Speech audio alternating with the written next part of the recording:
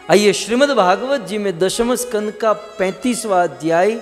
आप जानते हैं भागवत में बहुत सारे गीत है, भागवत में अनेकों गीत है, गोपी गीत, रुद्र गीत है ना, वेणु गीत। तो ऐसा ही एक गीत है युगल गीत है? दूर दूर तक इसका पता किसी को नहीं होता, लेकिन गुरुदेव की कृपा से इन सारी बातों को, इन कथाओं को हमने बड़े हरिद्वार में भाव से श्रवण करने का प्रयास किया। तो युगल गीत का ये श्लोक है, और ऐसे श्लोक के जो युगल, युगल माने साथ में जोड़े, जैसे राधा कृष्ण युगल होते ना, वैसे जोड़े साथ में होते हैं। वैसे युगल गीत एक बहुत बड़ा चैप्टर है, हम फिर कभी विस्तार से सुनेंगे। लेकिन युगल गीत में श्रीमद् भागवत के दशम स्कंद के 35वें अध्याय में युगल गीत में तुलसी जी का स्मरण किया गया, तुलसी जी की महिमा गाई गई। कई बार कुछ लोग कहते हैं ना, तुलसी जी की भागवत में कहाँ लिखा, गीता में, ये लो भागवत, ये लो गीता। बहुत सुंदर ये युगल गीत है, भाव से इसे गाया जाता है। दर्शनीय तिलको वनमाला दिव्य गंध तुलसी मधुमते अलीकुलेर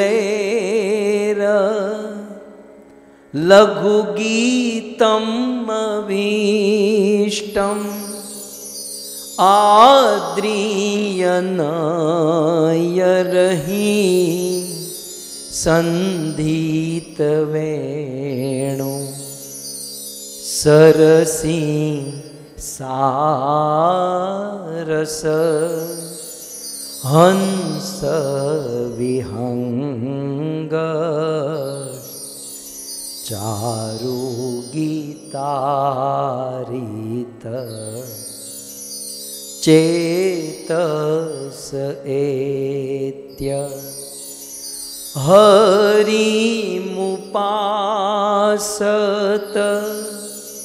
तेयत चित्ता हंत मिलित दृशो द्रुतमोना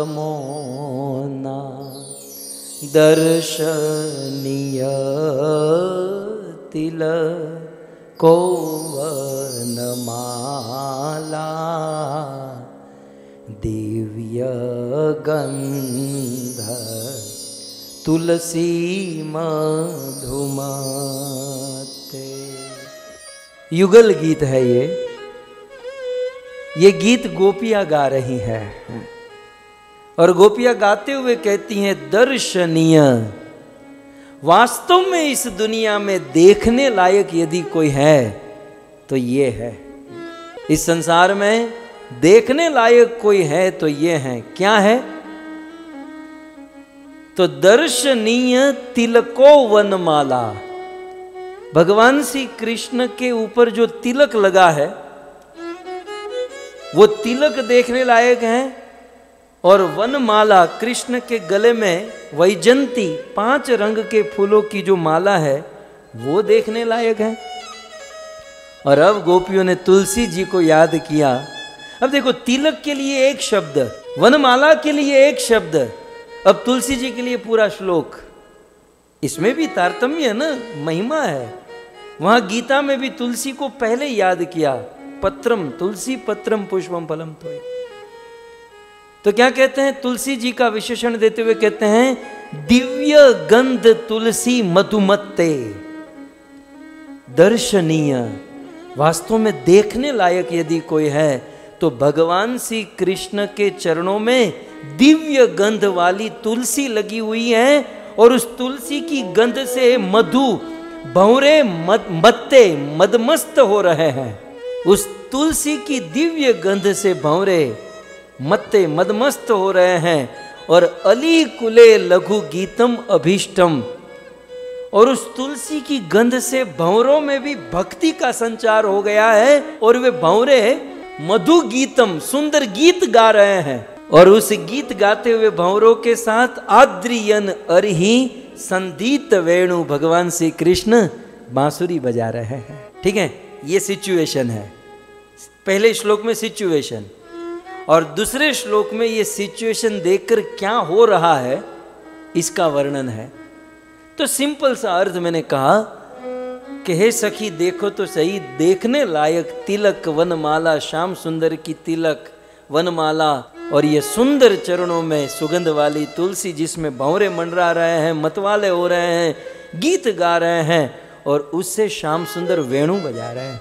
और ये दृश्य को देखकर अब दूसरे श्लोक में देखिए, सरसी सारस हंस।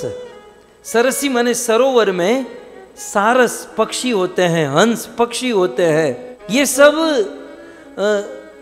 कृष्ण की सुंदरता को देखकर ये सब के चित्त चुरा लिए गए हैं, ये सब मोहित हो रहे हैं। जगत के सारे पशु पक्षी इस रूप को देखकर भगवान श्री कृष्ण के चरणों में, यदि हम तुलसी की महिमा कहें तो तुलसी जी को देखकर और उनकी महिमा को देखकर सारे चराचर जीव मोहित हो रहे हैं। और दूसरी लाइन में हरिम उपासते यत चित्ता हंत मिली दृश्यो द्रुत मौन मौना। और सब लोग चित्रवत और मौना माने मौन हो चुके, मतलब कोई कुछ नहीं बोल रहा। आप जानते हैं जब कोई आश्चर्यमयी घटना घटती है, मतलब अचानक से कोई मतलब कोई बुरा दृश्य या कोई सुंदर दृश्य सामने आ जाए तो कैसे बिल्कुल मौन हो जाते हैं। और यत चित्ता माने एकाग्र मन से, मनुष्य तो मनुष्य, गोपियां तो हैं, लेकिन ये पशु पक्षी भी एकाग्र चित्त से कृष्ण को देखते हैं। क्या कि कृष्ण के चरणों में तुलसी है, गले में वनमाला है, सुंदर तिलक है और बांसुरी बजा रहे हैं। तो यहाँ पर तुलसी मत्ते, बहुत सुंदर शब्द है, तुलसी मधुमत्ते। मुझे आपसे इतना ही कहना है कि तुलसी जी की गंध से जब भंवरे मतवाले हो जाते हैं तो हम जैसे भक्त मतवाले क्यों नहीं होंगे हैं? यदि हम तुलसी जी की सेवा करें, तुलसी जी को प्रसाद के रूप में ग्रहण करें, तुलसी जी का सेवन करें, तो हम भी भक्ति में मतवाले हो जाएंगे, हम भी भक्ति में मदमस्त हो जाएंगे।